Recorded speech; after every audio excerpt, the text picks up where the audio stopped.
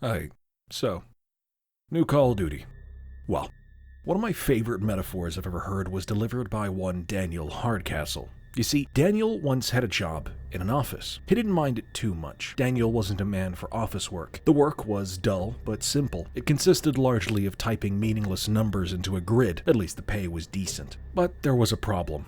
See, this office, like all offices, had a boss. A control freak with a power kink. Generally, Dan didn't have to see him, but he felt the boss's eyes burrowing into his neck in the form of the boss's pet. For no obvious reason, other than to freak out his employees or just to display it like some kind of trophy. In a glass case, in the middle of the office, he kept his tarantula. Daniel is arachnophobic, but despite his protests, the spider remained where it was. Daniel sat far at the other end from this tarantula, up against the wall, with his back towards the enclosure. He never had to interact with the spider. The spider never left its case. It was fed by the janitor during the night when everyone was gone. Most of the time, the spider wouldn't even be visible. It'd hide somewhere in its terrarium. But sitting in the back of Dan's head the entire time was the spider. The whole time. When he was punching in numbers, when he was eating lunch, when he was writing a report. Spider. What made him leave the job in the end wasn't the dull hours, wasn't the mindless work. Spider. Last year, I reviewed every single Call of Duty campaign in one big video, celebrating 20 years of Call of Duty from the original in 2003 until the terrible DLC for Modern Warfare 2 in 2023. The start of that video got redone entirely a few weeks before it got released, and I included into the original version this graph. This shows where Call of Duty ranked in US sales by the end of each year. As you can see, since Modern Warfare 2 in 2009, Call of Duty has ranked number 1 nearly every single year. I cut it because I'd rewritten the intro a couple of times to go more into detail about the developers and the Medal of Honor franchise, and despite this being a good visual, I hadn't included Modern Warfare 2022, which was a year old by the time the video would come out. So instead of updating the graph and rewriting the script to put it back in, I cut the whole thing. But know that Modern Warfare 2022 did also get US number 1 in sales that year. The reason I'm bringing this up now is because of Modern Warfare 2023, which failed to get world number 1, which is a big deal. On the surface, it doesn't seem like that big a deal. It looks like the franchise has priors. They failed to get number 1 with Ghosts and with Black Ops 4 too. Well, here's the issue. See, Ghosts came out in 2013, and Black Ops 4 came out in 2018, which means they, unlike every other Call of Duty, was competing against a Rockstar game. Rockstar games are something entirely different. They come out maybe twice a decade and they rock the world on release. GTA 5 took world number 1 and stands today as the second best-selling game of all time, beating Tetris Mobile and Wii Sports, only losing to Minecraft. Red Dead Redemption 2, meanwhile, which took the number 1 spot from Black Ops 4 in 2018, is sitting at 7th best-selling of all time, beating out Super Mario Bros., Overwatch, and the original Tetris. I use this fact to say, in effect, Call of Duty is an unbeatable number 1 that has only ever lost the number 1 in sales to what is arguably the biggest developer on the planet publishing one of their gigantic world-beating number 1 games. The only games these days that can actually sell millions of consoles on their own. So, what happened to Modern Warfare 2023? Rockstar didn't release a new game in 2023.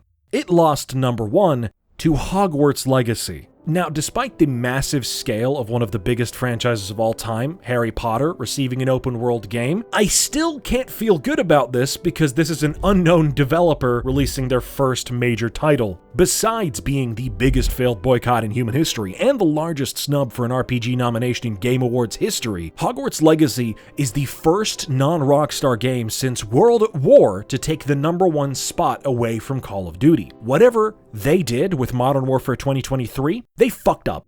The bad PR of a short campaign derived largely from recycled Warzone gameplay mechanics and poor story beats, combined with the very public knowledge of a crunched game that was built in 18 months from a Mexico-based campaign DLC to Modern Warfare 2 all the way to a fully fledged title. Like I said in my review, I thought Modern Warfare 3 cleaned up the mess Infinity Ward and the Warzone bullshit left behind quite well. I think their hands were tied and they did the best they could with the story that-wise. And also, the Warzone reuse is 100% a result of crunch, and honestly not a bad choice if you're running out of time. But While all that was going on, the delay in 2023 came down to the fact that for the first time in Call of Duty history, a COD game would receive 4 years of development. And Raven Software has been working on the single player just like the last Black Ops game, except they've been on it for all 4 of those years. We've seen what Raven can do with 2 years, so now they've been given double the time. Plus, this is a Black Ops game. I'm going to be updating my final rankings for this, and you best believe I've gotten Alex along to do his history corner. So here's my question. Will this make the top 5 of the COD campaigns all Black Ops? Or will it fail spectacularly and fall far below? Will they expand upon the good ideas from Cold War, or will they forego advancing those ideas in favor of new, worse ideas? Well, let's get to it. Starting, of course, with before the game came out. The marketing for this game was exceptionally good, and I kind of want to talk about it a little simply because of how much better it was than the marketing for Modern Warfare 2022.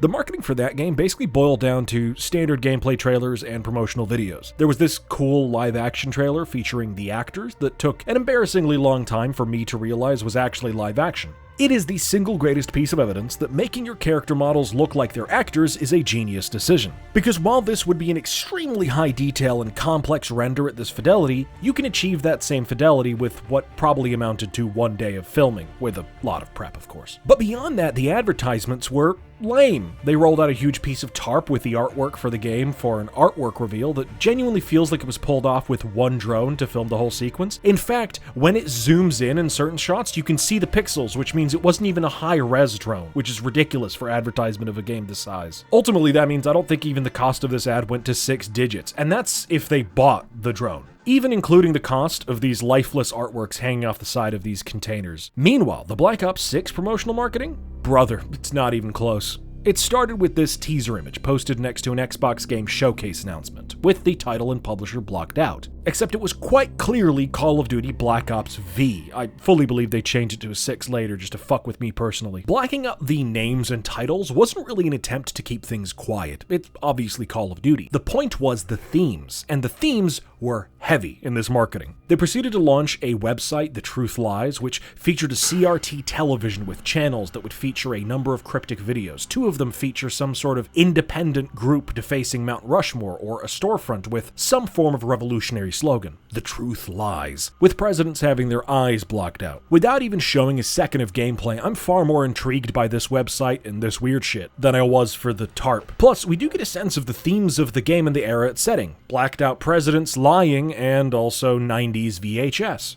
Then, on May 23rd, we get some newspaper advertisements that don't link to boring normal websites, but thetruthlies.com. A genius move because it even features fake articles explaining the potential themes of the game. Iconic presidents blindfolded in brazen act, American dream demoted, American families divided by politicians conflicting empty promises, and culture war claims the lives of critical thinking common sense. From this, we can start to devise some sort of plot. Maybe there's going to be political commentary or references to a culture war. Paired with the 90s, the rumors of the Gulf War, there's a lot you can pull from there. Soon after, real, actual posters were appearing in New York. And finally, the announcement came through revealing the logo. Xbox Game Showcase, and immediately following the Black Ops 6 Direct. The marketing here is crazy. We have guerrilla marketing stunts, we have fake newspaper articles, and on May 28th, we have a real historical characters talking in a live-action trailer about how much the government is a lying sack of shit. Played by actors, of course. None of it from the game, all of it about the game. This is awesome shit. Even stuff like the thumbnail of the live-action trailer having coordinates that line up with the location of Saddam Hussein's palace. Compare that to, a container ship with some eyes on it. But of course, marketing ultimately isn't the game, and I was wary. This could be the sign of something good coming. But it could also be a meaningless budget allocation to make sure Black Ops 6 sells like hotcakes. The only mission we know from these early marketing opportunities, other than the countless snippets of other missions, is this mission we can see in some form of CIA underground facility, breaking out Russell Adler. Of course, as part of the direct that showed off much of the rest of the game, we've got a bit of an inkling of the plot. But if we're going to talk about that, I think we should just start actually talking about the game. Okay, brief synopsis, and this won't be spoiler-free, so if you don't want spoilers, don't keep watching. I can tell you that it is probably worth playing this spoiler-free. Like most Black Ops games, this one has a pretty okay third act reveal. It's probably better than Black Ops 3's third act reveal, but only barely. And I can tell you the game is absolutely fantastic gameplay-wise, so I definitely recommend playing it. Alright, let's go. In 1991, during the invasion of Kuwait, we drop in playing as William Case Calderon, a voiceless sniper who serves as our vessel through the game. He's a white man without a face and hairy arms, and I'm not quite sure why, but we'll get to that. We're here with Troy Marshall and Jane Harrow. We all work for, who else? The CIA. It is Black Ops after all. We are here to extract a target of interest. On the way to extraction, we encounter Russell Adler, who promptly shoots the target of interest. Adler's gone AWOL since he was revealed as the CIA mole that ultimately killed Mason and Hudson in Panama by handing them over to Raul Menendez. Adler tells us to send a message to Woods. Bishop takes Rook. Since we lost our target of interest but captured an AWOL CIA agent, we only get suspended. So, following on the lead Adler gave Woods, we find out about Pantheon. Pantheon is an unknown mystery paramilitary group, seemingly connected to the CIA in some way. They have plans, and whatever they are is largely unknown. What follows is a step-by-step investigation into discovering the following. Pantheon is run by CIA agent Jane Harrow, and their goal is to control the world from the shadows. They've stolen a bioweapon called Cradle. This bioweapon was initially developed to enhance the ability of certain soldiers. One of the successful test subjects of this was us, Case. It's fantastic to see you again, Case 1. How have you been feeling? We'll get to it. But instead of being a reliable way to enhance soldiers, it essentially made people violent and aggressive. Patient A is deceased. Patient B broke free of his restraints, strangled his brother, and killed himself. The project initially got shut down, but when Pantheon and Harrow pulled it up, she used a Russian bioweapon specialist to make the serum go viral, transmission through touch or cough at a rapid rate. Case, Marshall, and Woods expand their crew to include an ex-enforcer assassin by the name of Sev and a German ex-Stasi tech guy named Felix Neumann. Them, together with Adler, form our six-man crew. The campaign jumps between continents, gameplay, and cutscenes with the blockbuster expectations one can assume to get from a Call of Duty nowadays. And let me tell you, this is the best single-player campaign since Black Ops 2. Never before has this franchise had so many hits in terms of levels. Most campaigns have 2 or 3 really good levels and a series of mid-levels. Cold War, for instance, had 3 really good levels. The KGB mission, the Stanley Ops mission near the end, and the Anytown USA mission. And even in that, the Anytown bunker is, while visually intriguing with some fun secrets, still just a linear shooter level. This game 6 is exactly what I hoped for when I said that we should base all future Black Ops games on Cold War, and I'm glad I was right that they were doing that. Tons of open level design, tons of open space, tons of exploration, and an expansion to the home base mechanic. And if that's enough to sell you, or know that you like the game or don't like the game, then you can leave here. But I'm going to get more in depth now about the gameplay. Call of Duty has a long history of doing broadly one thing and doing it rather well. On top of course, stealing ideas from other games and simply executing them with the polish, shine, and budget that only a Call of Duty title can achieve. When I heard that Treyarch and Raven Software asked for another year to cook on this game, I actually had high hopes. I saw what they achieved in Black Ops Cold War, and I knew they had limited time to develop it, as the game started out as a Sledgehammer Games Raven project initially, and when it broke down a year in, they only had 2 years of development as a full Black Ops title. So, what could they actually achieve with 4 years of development? Oh, only the best AAA linear single-player FPS I've played since Titanfall 2. I frequently said that single-player FPS games are dying, and in my Call of Duty video, I lamented that this franchise was the industry standard. I watched as this misguided franchise with no plan, no structure, no cohesion, set forth a terrible example of what an FPS single-player game could be. And while Modern Warfare 23 was better than could be expected with only 18 months of development, it was still far from what we could hope for. And the way they treated the single-player, giving it minimal time, budget, and reusing multiplayer assets all the way to hell, was a bad sign for single player getting more attention in the future. With that buildup, I was trapped in this superposition of hope and doubt, knowing of course that Raven Software can make a fantastic game, but still staring down the barrel of studio meddling and DEI bullshit and also budget constraints that can so easily sully an otherwise good game. When the initial leaks came out about this game being a potential Gulf War story, I got a little excited. We saw how badly Modern Warfare 2019 fucked up a Chinese telephone version of the invasion of Kuwait, pulled out of the 90s and planted in the late 2010s, but maybe Black Ops could do it some justice. Disappointed I was to find that the story of Black Ops 6 is, for all intents and purposes, a best-of compilation, and we'll get to how I feel about the story, but ultimately the level and mission design as a result of this extra year is the best in Call of Duty to date.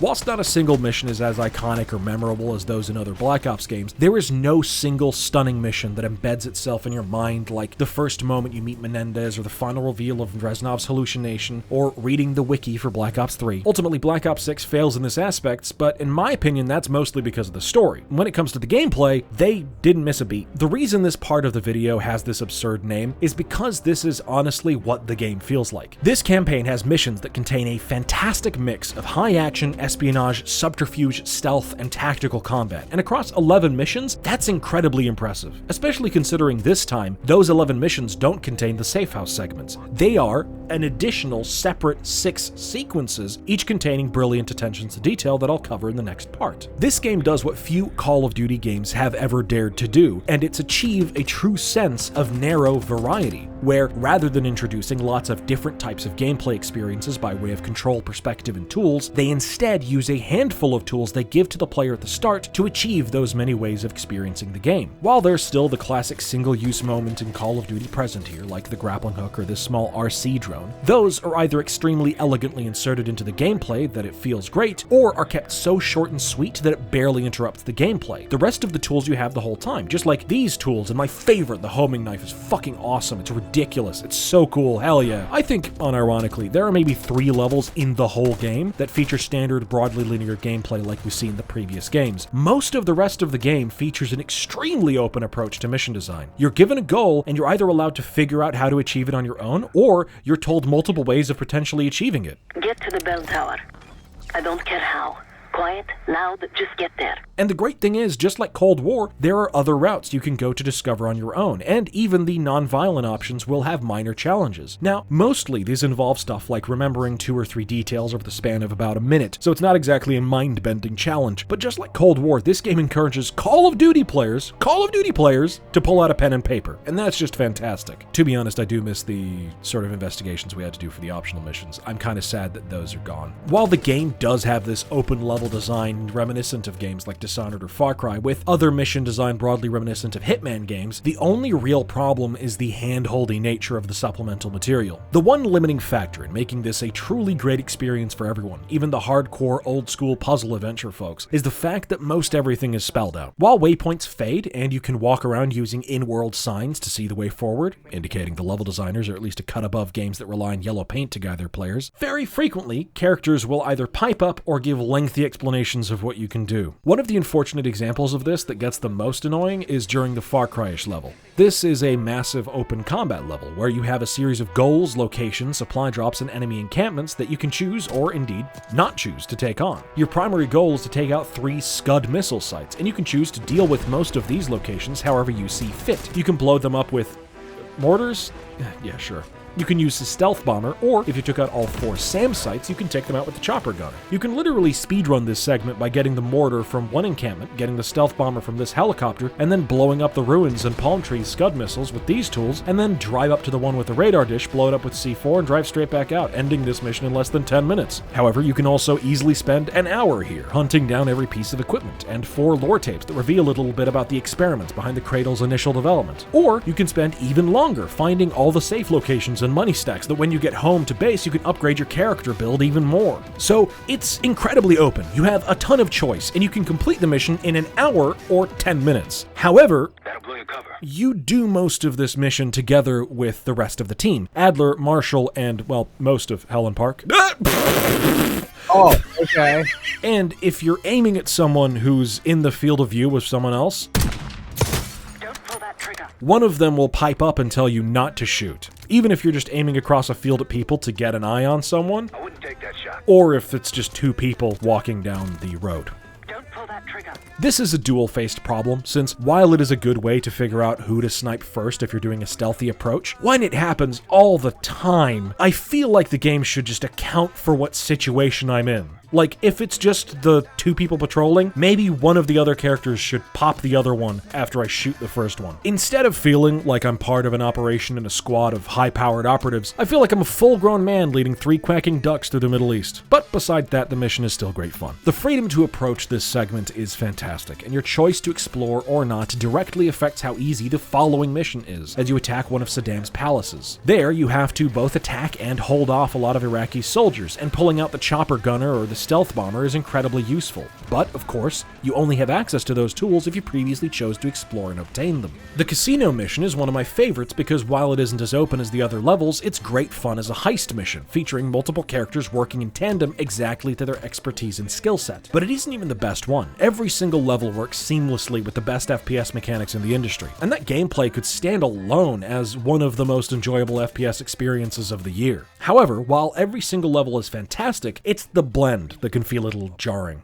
This game contains a level that has tactical operations in a large level in the Middle East, a mission set in a large underground facility with dystopian statues where you fight through horror segments to defeat 4 bosses and solve puzzles to get your hands on 4 keycards so you can unlock an elevator and travel to the final boss. And then another level where you infiltrate a political banquet to pressure a corrupt politician so you can use a scan of his retinas to break into a CIA black site. The whiplash between the level where you infiltrate Vorkuta sabotaging their defenses using subterfuge and the level where you kill zombies through the dreamscape of the villain's childhood trauma is extreme, and while it's decently dulled by the overtly ordinary experience of listening to believable characters have real conversations at the home base mansion, that whiplash is still jarring. And that's where the story is meant to bridge that gap in themes. While these elements, the character dialogue and the Rook's safe house, serve as a dulling of the massive shifts in tone, scale, and believability, it does absolutely nothing to justify those shifts. Rather than eliminate the painful whiplash, it simply braces you for it. The world building and narrative is meant to justify these shifts, but they just don't. While playing Black Ops 6, I am reminded of games like Half-Life 2 or Bioshock Infinite, which justify their shifts in tone and pacing with proper build-up, suspense, foreshadowing, and structure. Elements this game decided to ignore and instead focus on character dialogue. Perhaps this is down to the sudden disappearance of David S. Goyer, who for the first time since Black Ops began doesn't appear in the credits at all. Instead, lamentably, it seems story writing has been handed over to Brian Bloom, the man behind the painfully mid Modern Warfare reboots. However, he's always had a deft hand with character dialogue, and that does shine through in this game. Something I've noticed for Cold War and Black Ops 6 that I pray doesn't become the trend for this franchise is the expendable protagonist. The game's story is broadly fine, but both Bell and Case were effectively treated as expendable. In this game, the third act reveal is that Harrow's parents were shot and killed by Adler, the man who took her under his wing and served in part as her mentor. That betrayal is what pushed her towards the Pantheon. The unfortunate aspect of this is that we are playing as Case. William Calderon is a character with a personality, background, training, backstory, and a direct connection to the main plot. And while we get most of the answers to who he is during the mission at the underground research lab, it ultimately doesn't go anywhere. Case's connection to this bioweapon doesn't factor into the plot at all, and his conclusion is handled incredibly poorly. At the end of the game, Case and Harrow are trapped in a helicopter as it presumably sinks into the lake. He beats Harrow with the cradle until it breaks, which causes both of them to enter a fit of rage where Case overpowers Harrow and chokes her out. A sudden cut to black follows, and then the conclusion to the main threat, the biological weapon attack on Washington, D.C., is handled entirely off-screen, and we get told the results by Marshall over radio. Cut to 2 weeks later. Woods, Marshall, Felix, and Adler meet up with Livingston, who tells them he needs their strength as a group. The entire time this cutscene is going on, I'm waiting for Livingston to ask why Case isn't there, or for someone to mention Case died, or for any conclusion to Case's character. You know, us, the fucking protagonist. Instead, we get nothing. As a character, Case has the potential to be rather interesting, but in a franchise that has either had fully voiced protagonists with an actor, role, and a reason to exist in the story, or a voiceless, faceless, characterless Expendable, Case falls into a halfway house that, in stark contrast to Bell's character in Cold War, ends up being disarmingly lame. We are not playing the expendable random recruit like we are in other Call of Duty games. We are playing an incredibly highly specialized CIA agent.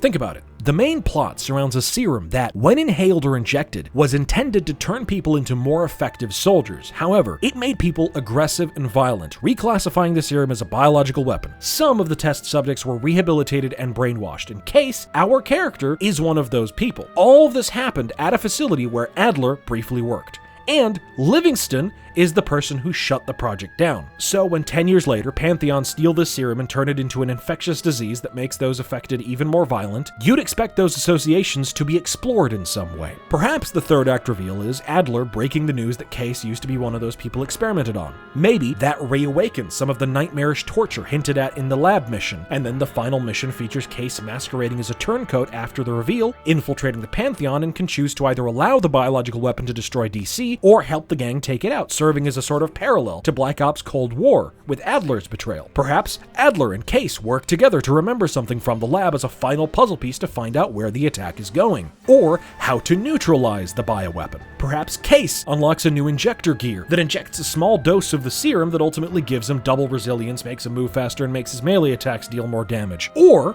perhaps there's a different revelation, that in fact Case and Harrow were both together at the facility as test subjects for the Cradle. Fuck it, maybe Case is somehow related to Harrow as her brother, or maybe Case was the one who killed Harrow's parents, and he did it under the effects of the serum or whatever. Instead, the third act reveal is this schizophrenic, weighty, drawn-out dream sequence featuring the memory of Harrow's parents dying and her reassembling this stupid fucking mirror, only for 80% of the information she ends up telling us either being unreliable info about who killed her parents because we don't know, or shit we already fucking knew, until the very end where she tells us that the big biological weapon is in DC, information that ultimately means nothing because we don't then go to DC. It's resolved completely off screen, making the information worthless. She could have said it was in Oslo. It doesn't make any difference. Meanwhile, the gameplay and set piece and presentation of the ending is utterly fantastic. The mindscape of Harrow's separated identity is captivating and engaging, with a brilliant mix of insane action and simple puzzles. And of course, right in between it is a pretty fun defense of the safe house headquarters we've spent the better part of the game improving, living in, and evolving. But the ultimate reality is that since we are not Marshall, who had a personal connection to Harrow, and we're not Harrow, this entire sequence is much less powerful than its equivalent in Cold War, the Vietnam Dream sequence. The ultimate result of their choices here at the end is that Case entirely coincidentally bumping into Adler, Pantheon, and this conspiracy related to the Cradle, while having a background of literally being a test subject for the original serum, while also working with Harrow,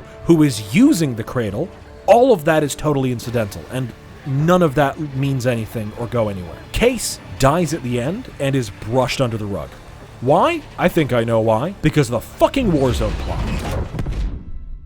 Yes, just like tracking down the rest of Perseus in Warzone cutscenes after Cold War, we're gonna be tracking down the rest of Pantheon over in the fucking multiplayer. And of course, after I wrote this and while editing, I watched the Season 1 cinematic of Black Ops 6, and what the fuck is that? Is that Sev? Okay, so like, I have to be careful here because I don't want to be redundant, I'm gonna be talking about the characters more later, but like, Sev's whole thing is that she's this chameleon. She has this massive wardrobe of clothing, she wears minimal jewelry, and she has buzzed hair to fit into wigs. And this is exactly why I fucking hate the multiplayer cinematics being canon, because now I have to deal with the reality that Sev, who has modeled her entire professional career, present, future, and past, on being an invisible chameleon who can dress and hide in any environment, having ridiculous piercings, over-the-top pink hair, and massive tattoos that she did not have in the campaign at all, and all of which is completely contrary to her character in the actual story. This is a totally different character. If this was like a punk rock skin that you could have in the multiplayer, I wouldn't be talking. But this is what she looks like in the fucking supposedly canonical cinematic. She looks like a lesbian from 2010, not a spy from 1991. This is fucking insulting. Not just to the audience, but to the writers and the actors and the artists who came up with Sev and took great attention to detail when deciding what she looks like. But of course, the original reason I was talking about Warzone was because obviously Case can't be a character.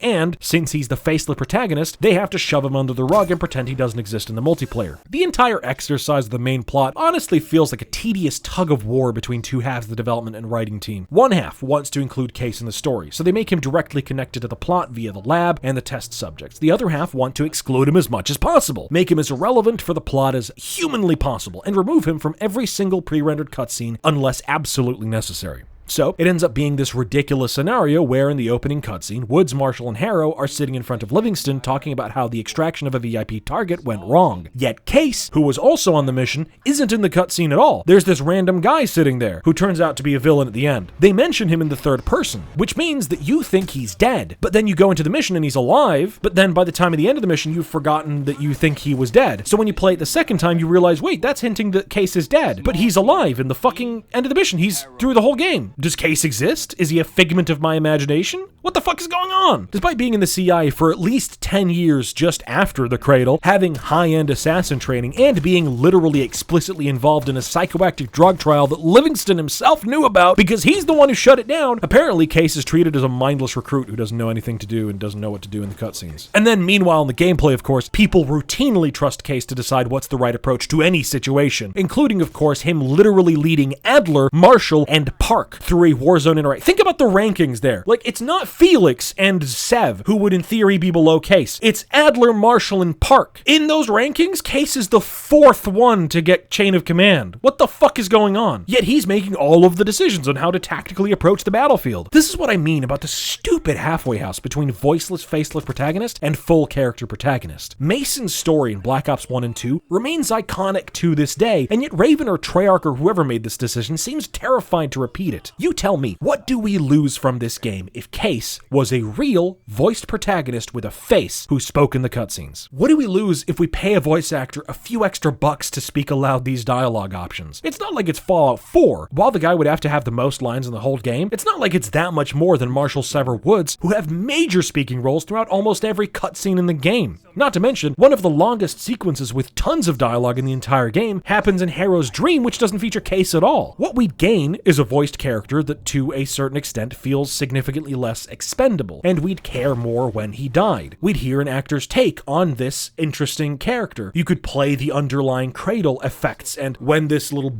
fuzzy screen happens when he hears about something from the lab, you could have the voice actor emote. And I think most importantly, we'd place ourselves firmly on one side of this stupid halfway house. Because Bell was written from the beginning to be this expendable character, when you get to the end, you totally understand why Adler kills him. It makes total sense, narratively. But Case? There's no part of Case's story that foreshadows his death, not even thematically. If anything, Case is a partial embodying of wrath and anger. Those are themes that follow redemption, not death. He also reflects in a more directly way the last days of the government's attempts to create a super soldier serum, the lingering effects of MK Ultra. While his journey through his past in the lab is visualized through the undead, nothing about his character foreshadows or implies a thematic or poetic death. All of those are redemption, healing, suffering. His death seems entirely functional, so they can get rid of him for the Warzone cutscenes where they wrap up the Pantheon storyline. It's nowhere near as bad as Soap, which was the last character who should die. I still think you can make the case that Case should die, but it's still not great. The only character who has death foreshadowed, by the way, is Felix. He starts out the game as refusing to be armed or violent and ends the game recklessly running out onto a bridge, gun in hand to blow it up. Seemingly not just willing to sacrifice himself for victory, but actively desiring it, perhaps a twisted way to end his endless cycle of violence that he so clearly despises. That's a type of character that would ultimately die for tragedy, both because he's a comic relief and because of that background. Oh yeah, speaking of the other characters, other than Case, which I'm now done with, they're great. No notes. Okay.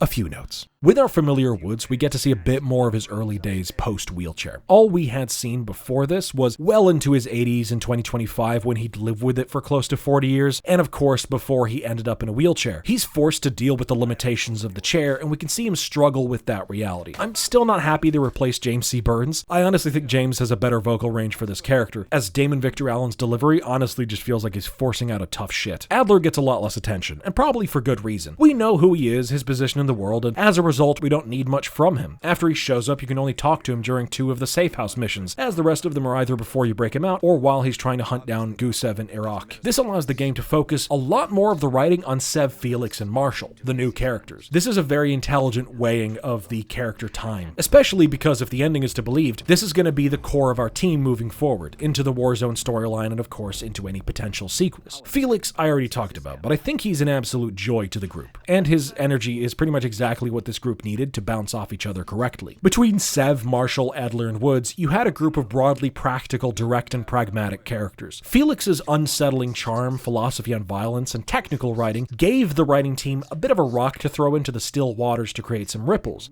He could give exposition other characters couldn't, and other characters could ask him questions that only he could answer.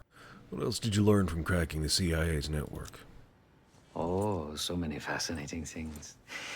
The information your agency keeps on foreign assets is remarkable. he also fills a critical role in the team. Before, the tech in the historical Black Ops games was largely limited. It was set in the late 60s and then the late 80s, but as a franchise reaches the 90s, we're entering into the information age. Computers, scanners, CCTV servers, naturally you'd need a tech guy. So while Woods is your operative handler and the man in the van, the guy who serves as this team's Q is in fact Felix. Just a few modifications. Primarily, the addition of a miniaturized RF transmitter, and, of course, a more powerful battery. Meanwhile, another critical role is filled by Sev. I really appreciate the spy thriller leaning of both Cold War and Black Ops 6, and that is heavily reflected in Savati. She's a freelance assassin, but rather than being a long-range sniper like Case, she's more of the hitman silent takedown variety, with her hair cut short to fit into wigs, and an assortment of clothes for any occasion.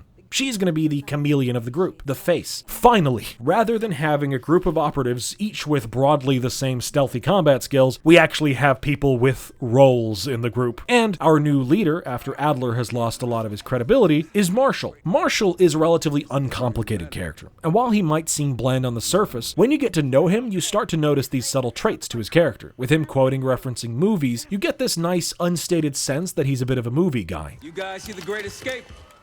Yeah, you didn't make it out. And I really appreciate that small attention to detail. Ultimately, he would have been served better as the actual protagonist. Playing the game through his eyes would have let us in on more of the personal background he has with Jane Harrow, but he's not wasted in the role he has here. The characters bounce off each other in beautifully animated, performed, and written conversations at the Rook safe house. And of course, just like Metro, all of these conversations are entirely optional. You can simply walk to the evidence board and leave, but if you look around, you'll see a home get built. You'll see the living room go from dusty antiquity into a room with a TV showing news hooked up to a game console. You'll see the bedroom slowly get filled with people's bags and their stuff. I absolutely love in games where you start out with a headquarters and it's shitty and small, maybe empty and dusty, filled with generic boxes, and you have a small team. And then as you expand, not only do your headquarters improve, but they fill with small tidbits of personality. You get to go to their bedrooms and read journal entries on people's lives and concerns. It's not all that much, but frankly, it's a lot more than you'd expect from a simple Call of Duty game. Speaking of attention to detail, by the way, it's ridiculous. The amount of attention to detail and care taken to animate and set dress every environment in this game, as if it's a real space, is insane. Every character that leaves the house will physically animate themselves walking through doors, exiting outside, and even using their keys to unlock doors on their cars, getting into their car, and then driving away. When Savati leaves to hit the town nearby, which you can even ask her about that later, showing that there's a bit of memory in the writing team, she even does this small toss with the keys. Every single moment of animation with these characters is deliberately crafted to give them just a tad more personality, and it's genuinely amazing what you can achieve when you pour 4 years and infinite money into making a game. The unfortunate part is when that ultimate creative freedom has to fit into the mold left behind by business interests and, of course,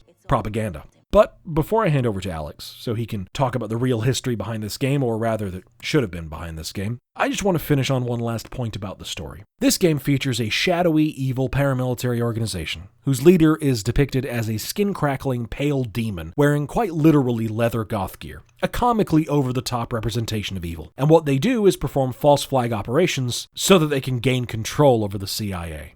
So, much like Modern Warfare 2019, we're taking something the government of the United States actually did and pitting it on a fictional militia. That doesn't sit right with me.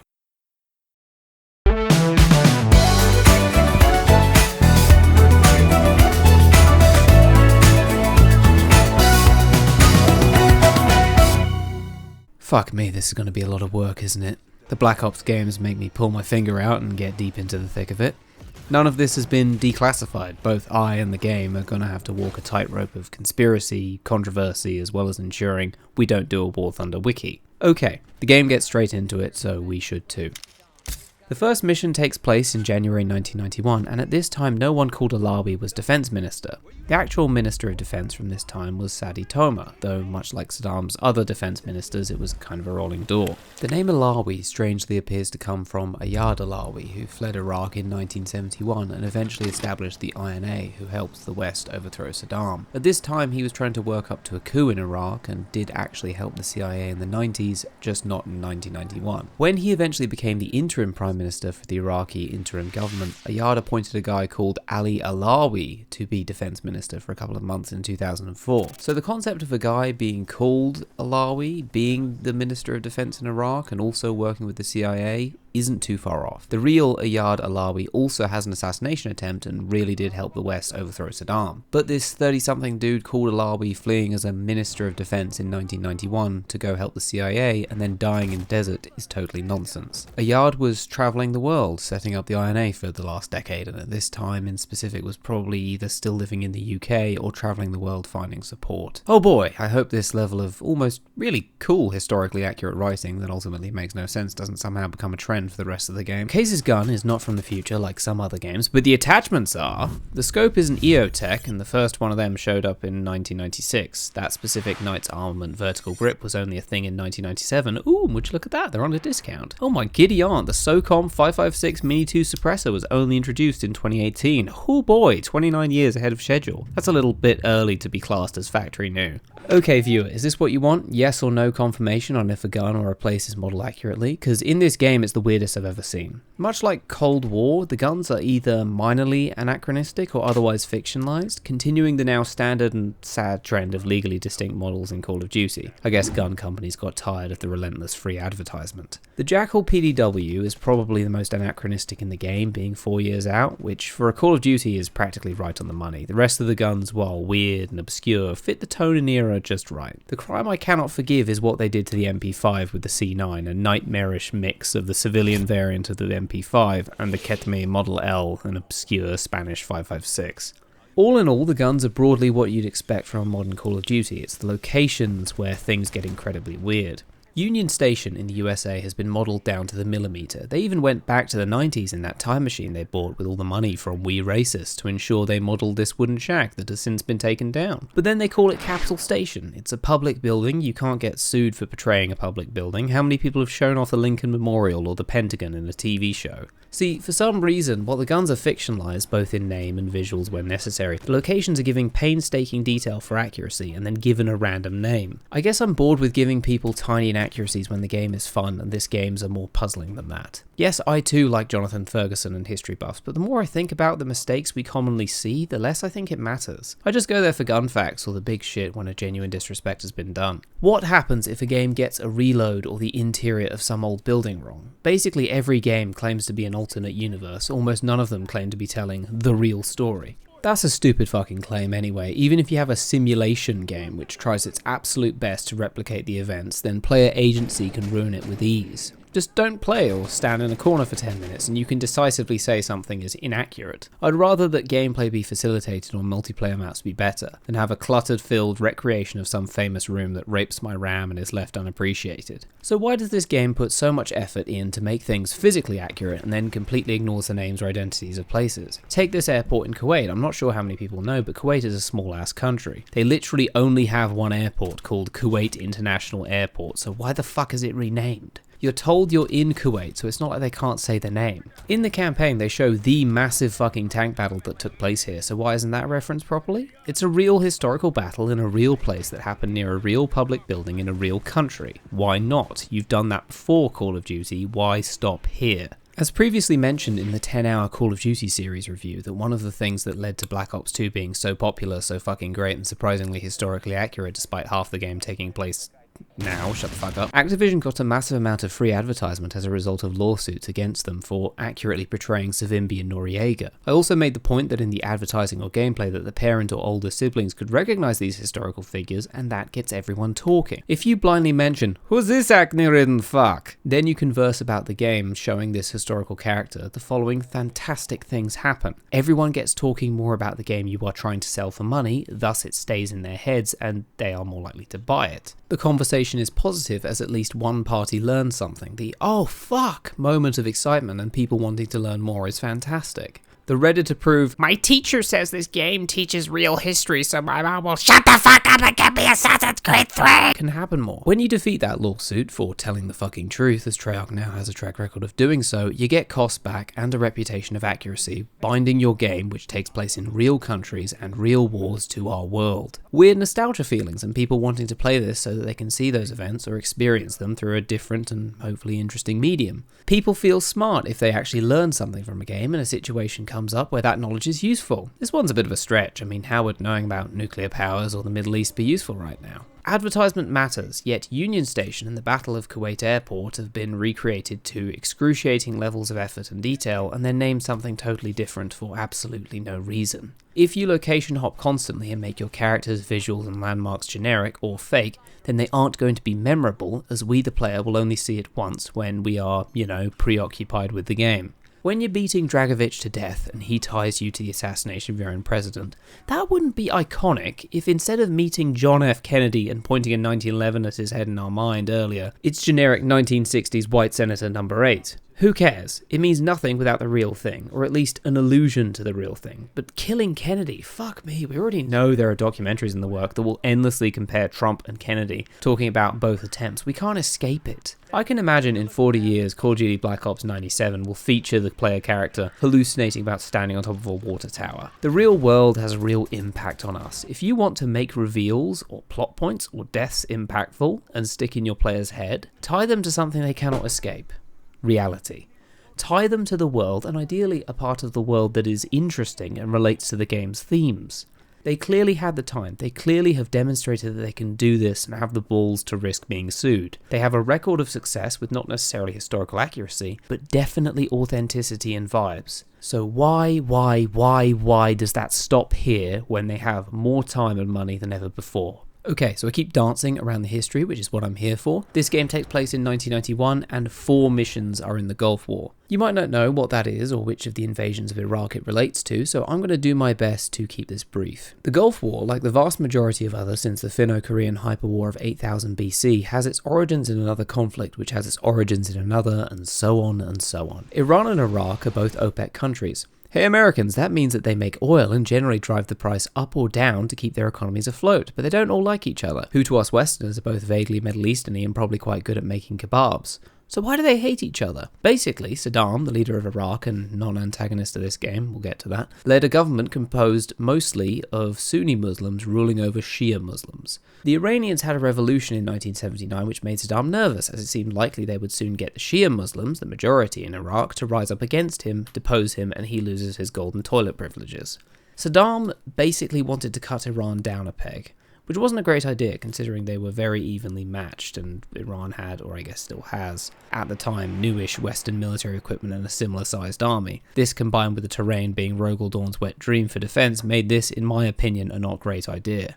Turns out it wasn't. 500,000 dead soldiers, billions in debt, and 8 years of brutal warfare with deaths from mass electrocution, chemical warfare, trench warfare, about $40 billion in loans from Persian Gulf states that hate the Persian bit, and importantly $8 billion from Kuwait. Eventually, even with significant Western support and massive arms importation, no one really gained any territory or established themselves, and it was a brutal, pointless waste of life. Iraq was economically in the shit afterwards. I mean, their economy barely grew throughout the war when it had been booming beforehand, mainly due to oil prices, but still, Dutch disease only harmed the Dutch, I think. So, $8 billion is a lot of money. Kuwait was having its own economic problems, so when Iraq asked them to cancel their debts, claiming it had defended them from the Iranians, they refused.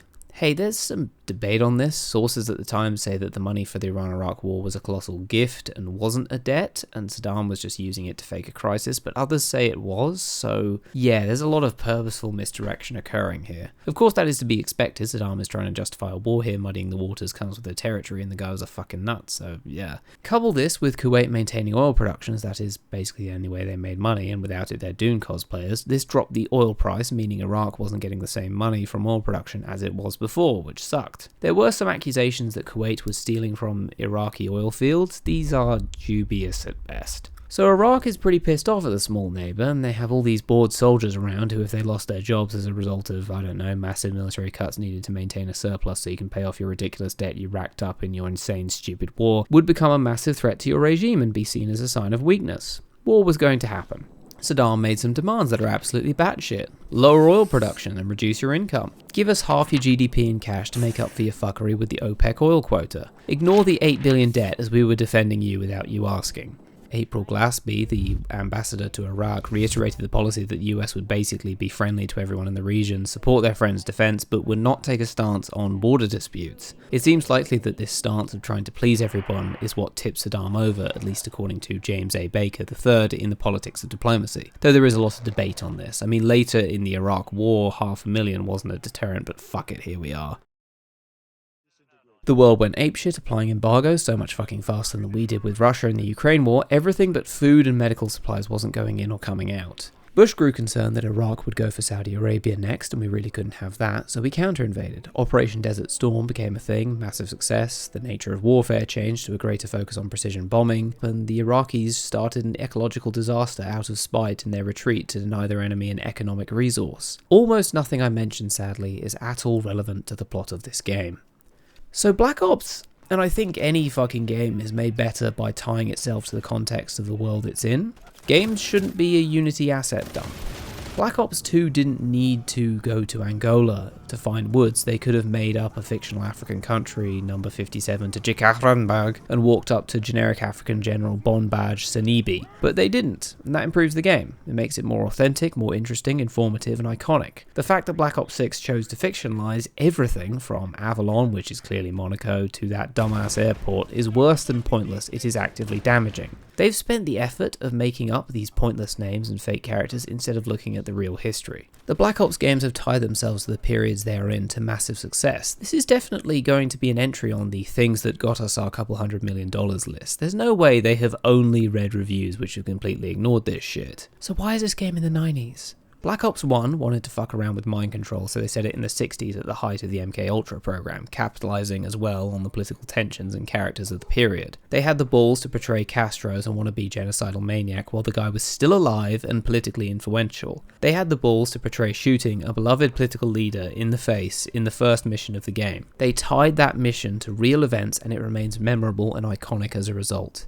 Black Ops 2 was in the late 1980s, and while the main villain Menendez is fictional, we can clearly see the inspiration behind him from the real history. They chose a time South America was up in arms in the past parts of the campaign and then reflected it in the present parts of the campaign. And look at that, they are perfectly willing to use characters who are still alive to great effect.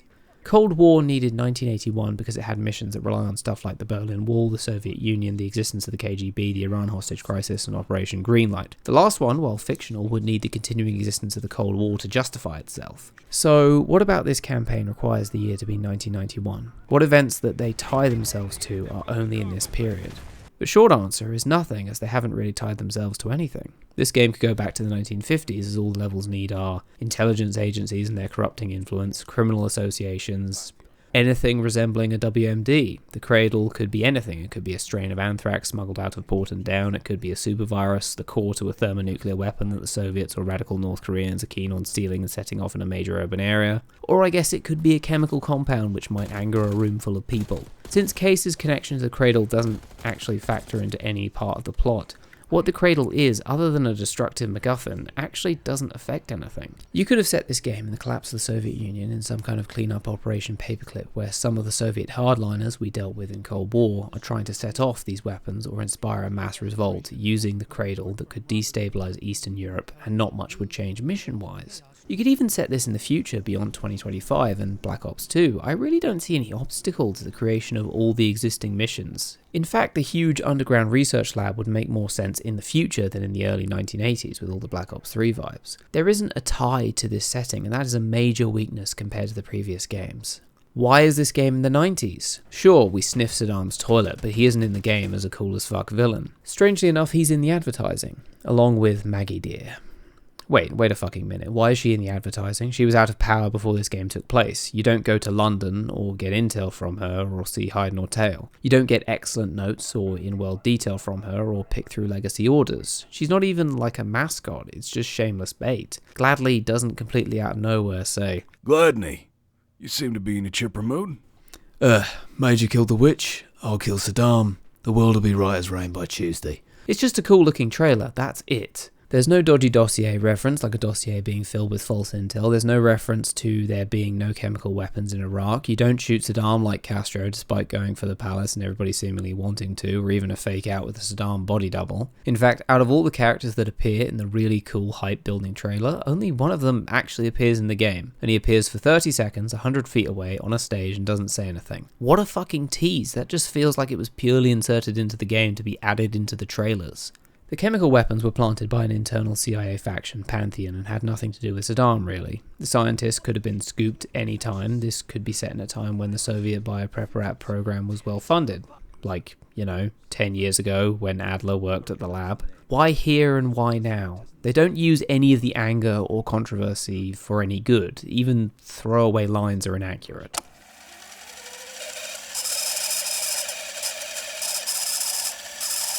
You trade it all for a WMD. Fucking would he? The Iran-Iraq war was devastating, and the whole Kuwait disaster leading to the Gulf War we played through was caused by the financial fallout. Why the fuck would he go back into any large-scale war? Why the fuck would we use the Gulf War and not the Iraq War? The albeit disproved and heavily protested reasoning for going into Iraq in 2003 was that Saddam had WMDs. Why did they pick one of the many wars in Iraq that had nothing to do with WMDs? The context of the Gulf War doesn't make having a WMD useful for Saddam. Like, seriously, why the fuck would he need a make people angry bomb? He had a big enough military to go for his original goal of conquering Kuwait. The intervention and Operation Desert Storm wouldn't be deterred, defeated or denied as a result of its use. All this would do is give justification to the intervening forces. If they picked the Iraq War, it would hit a bit closer to the mark narratively and strike up controversy, which is exactly what they should want for the sake of advertisement, so why this war? What the fuck is the lie in this campaign? What had to be covered up? You know, besides a giant fucking casino robbery, apparently Bill Clinton's nomination party turning into a massive slaughter with 3 perpetrators getting away on American flag-covered dirt bikes, shooting up a casino in Avalon, a fictional city-state based on Monaco, right after, of course, going on a murder spree through the market in the city days prior, suddenly evacuating the capital for seemingly no reason, having a massive fight at a Bulgarian mansion out in the woods would probably draw attention from the town that's established to be nearby. I just think Treyarch, Activision or Raven were scared of implicating agencies in a corruption story that's a bit closer to home.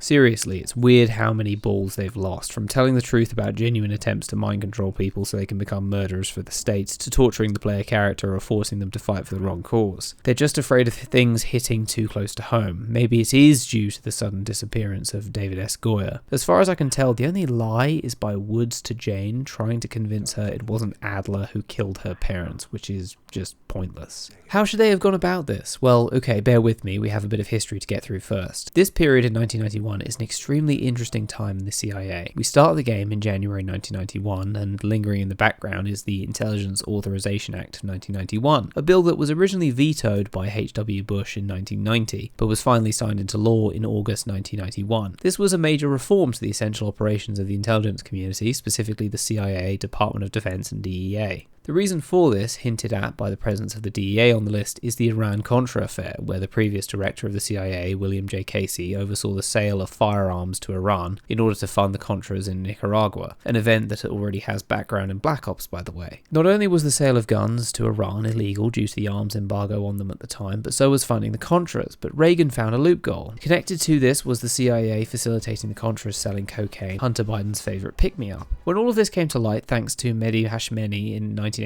there was a widespread condemnation of both the proven sale of guns as well as the alleged cocaine sale. This inevitably brought forward a conversation about oversight within the CIA. All of this resulted in several congressional hearings, ultimately leading to the appointment of William H. Webster to the position of CIA Director. Webster, who celebrated his 100th birthday this year, was the FBI Director from 1978, appointed by Jimmy Carter. He held that position for 9 years when he was ultimately chosen by Reagan to head up the CIA and ended up overseeing the creation of the Intelligence Authorization Act. 4 months prior to the start of our story, a bill changing the chain of command regarding operations performed by the CIA was pushed but vetoed, and before the end of the very same year that bill will ultimately pass. We are at a point in the CIA's history where reform is actually happening, and there is without a doubt space for internal debate about just oversight versus freedom to operate. This is without a doubt a conversation Black Ops has been barreling towards for almost 15 years. The escalation with regards to unjustifiable action in the Black Ops franchise has been drastic, starting with covert operations in Black Ops 1 and 2, which were already taking place in war zones, with some dubious actions like shooting through a city street in Cuba, or framing Noriega as a coke fiend, all the way to turning random places into war zones, such as having a massive shootout at the Lubyanka, or in this game killing roughly 10,000 police officers in a public building in the middle of Washington, D.C. The conversation of operational oversight is long overdue, and in this period, with the 1991 dual presence of William H. Webster and Robert Gates, I think you could absolutely facilitate that debate. Let's say, instead of having Livingston, this random guy who has somehow stayed CIA Director for a full decade, we had 2 characters. CIA Director Bill Webb and incumbent CIA Director Bob Tate. It's a known fact that as second in command, Bob Tate is going to take over and Bill Webb is going to retire in the coming months. Webb is our analogue for Webster, ex-FBI brought in to clean up the CIA with proper reaffirmation of the chain of command. He's going to be a lot more similar to what Livingston actually is in the game, angry about the lack of following orders, shutting down ineffective organizations like the lab, etc. Meanwhile, Tate is going to be our analogue for Robert Gates. Gates is an interesting figure since he does in fact come after William H. Webster. He was nominated by H.W. Bush in 1991 and sworn in on November the 6th. He remains the only career officer in the CIA's history to rise from entry level all the way to director. There's a lot of stuff you can do about Tate or Gates. If you bring this debate about the Iran-Contra affair forward, you can even imply that Tate had a hand in the death of William J. Casey, the architect of the Iran-Contra affair. He mysteriously fell unconscious and was rendered incapable of speech just before he was supposed to testify and died less than 24 hours after someone else had testified about his illegal aid of the Contras. Tate, being a career CIA man and having worked for years with classic zero oversight, he's going to represent our old guard. Here's the very easy part. Make Tate head of Pantheon without the knowledge of Adler or Woods, but place him on the same side of the internal debate of oversight versus freedom as Adler and Woods. You could make it super obvious that Tate is involved with Pantheon to the audience, but you could have two characters who refuse to believe it's true, thus creating internal tension. This was probably a real conversation inside of the CIA.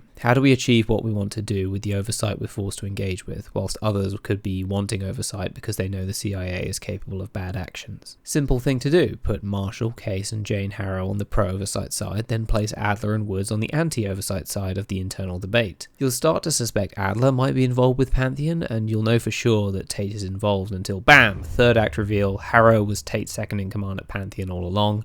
Her position as pro-oversight was simply a lie. Meanwhile, Felix and Savati can easily act as third parties to bring the conversation away from the oversight debate, though if they take a side I can see them both going either way. Suddenly, this plot can be exactly the same. Pantheon can be a CIA-adjacent paramilitary corporation, seemingly with knowledge of the inner workings and of the agents of the CIA. All the while, they're creating a false flag operation connecting the cradle to Saddam to support an invasion into Iraq. All of it to justify that Webb's oversight desires are naive and have directly made the CIA incapable of preventing an attack on the US. Just about the only thing that would need changing is perhaps the reason we get suspended early on, is Adler's warning of the compromised CIA comes before the first mission, and the team, Woods, Marshall and Adler go AWOL early, perhaps with Harrow staying behind to sell the story and mislead the CIA. There, you have the exact same game, but now it's baked not only into the history of the CIA, but in the present history of the CIA at the time the game is set. Suddenly the conversations between Marshall, Woods, Adler and Case can get a totally new dimension, and the third act reveal isn't the most obvious fucking thing on the planet. And do you, dear listener, know the worst part? They already did this. It's called Civil War and Modern Warfare 2. Captain America Civil War features this exact debate that splits the Avengers, and Modern Warfare 2 features a main villain that draws your attention the whole game, and then there's a betrayal and a reveal that someone you trusted was a baddie. Now all you need to change for the ending is with Webb gone, Tate is going to be the director of the CIA, so he gives our group a choice. Come Home, where Webb pins the Cradle conspiracy and the attack on DC, all on the now dead Harrow, where Marshall teams can maybe figure out a way to work within the CIA again, or they can continue their crusade to root out the Pantheon and be declared terrorists and enemies of the USA, with the Cradle pinned on them instead. No matter what you'd choose as the ending, they'd have a fantastic setup to raise the stakes in the sequel, either trying to covertly take down the Pantheon from the inside of the CIA and going ultimate covert, or trying to take it down from the outside, travelling to various hideouts across the planet to hide in plain sight. I think the worst part about researching the history of this is the fact that they didn't do any of this. Instead, it's just Pantheon. Some dudes in uniform with a pointless name, with a moral debate about the CIA barely factoring in. Rather than finally having the conversation about the escalating disregard for operational oversight within the CIA, this game simply facilitates it with its ending. Despite starting the game saying, we have no need for global gunslingers anymore, at the very least hinting at such a debate, it instead ends it by saying, never mind, we do need global gunslingers, well done you. If I had to put this on the history ranking chart from the 10-hour Call of Duty video, I think I would honestly put this a little bit above Vanguard. It doesn't use the setting it's in to represent the feelings of the time. Yes, it accurately represents the physical environment at the time, but doesn't make use of the history. That is another colossal missed opportunity that I didn't see coming from Treyarch. Overall, I think I'm going to give it a D+. So, what about that ranking? Where does this game go in my objective ranking of every Call of Duty campaign? The entire time I was playing this game, I had a problem. A significant problem. When I was fighting through Iraq taking out Scud missiles with near total operational freedom. When I was solving a puzzle to discover a hidden Russian bunker. When I was listening to these intriguing conversations about morality and personal struggles, there was a spider in the back of my mind. There is no entry for this game in my library. In fact, just like Modern Warfare 3, this isn't a game. This is DLC for Call of Duty HQ. Activision have seen fit that they need a launcher for their games. While this might be great to standardize Warzone, the end result is you need an online connection in order to play this game, to play the single player of this game. To some extent, I've always had an issue with any kind of DRM. There are games that, when you are offline or when the server's shut down, the game can no longer be verified, but so long as it can be played offline, I always thought it was broadly fine. Essential game functions are not locked to an always online server. You could, in theory, crack or update the game to play the single-player parts offline at a later date. Games that once relied on the now defunct Games for Windows Live, for instance, have gotten updates or community mods fixing those issues later on. But that's not possible with Call of Duty HQ, and any and all games that rely on those always online services. This is the spider. As much as I enjoyed the trek through genres and gameplay styles, as much as I enjoyed the dialogue and fascinating attention to detail, and as much as I was disappointed by the missed opportunities with regards to both history and the main character, all of it pales in comparison to the underlying tension of the existence of this game hanging in the balance of my internet connection. This game cannot exist without a stable internet connection, an element of the game that is totally irrelevant to its function, as none of its systems, gameplay, level design, character performances, or writing require an always online internet connection. Even if they do, and I seriously doubt they do, it would be an artificial justification to force every single player onto this garbage storefront. Every single time I talk to someone and tell them, no, the campaign is good this time, trust me, they'd try to launch it up and realize they needed to launch the game 3 or 4 times just to get to the campaign. And that's besides the fact that prior to this game's release, you had to download 100 gigs of Warzone just so you could play the campaign. We all knew from the moment the words Black Ops appeared on the promotional material that the game was going to end up somewhere up here. But frankly, no, it isn't. I'm not putting it on the list. And guess what? Every single Call of Duty with always online is getting pulled off the list. Modern Warfare 3, goodbye. Vanguard, deleted. Modern Warfare 22 in 2019, gone. Cold War, sorry buddy, you're gone too. Here's our updated list. And God willing, if any of these ever get rendered unplayable by some server somewhere burning out, they're going off the list too. Now, why am I doing this? Well, if you're asking that, then you may be wondering why, for the big 10-hour video, I just reviewed the campaigns of every game and ignored the multiplayer completely.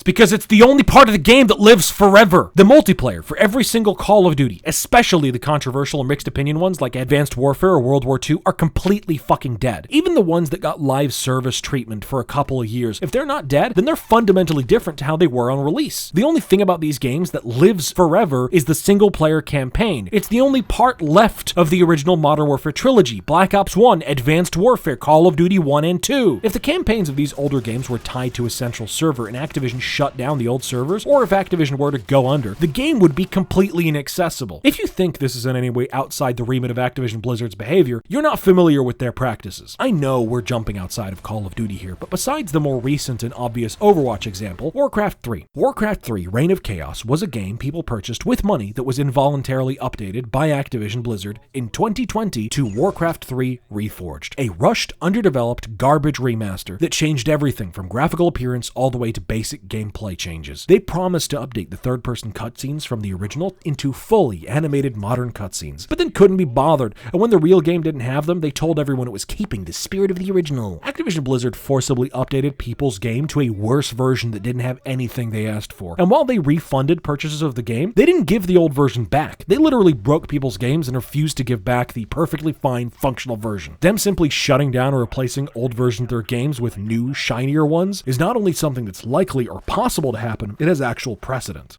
So no, I'm not going to put Black Ops 6 on the list, even though it would have been right up there with top 5 with the rest of the Black Ops games. And going forward, I'm just not going to review any Call of Duty that features this fucking online bullshit. That's it. Thank you for watching the video.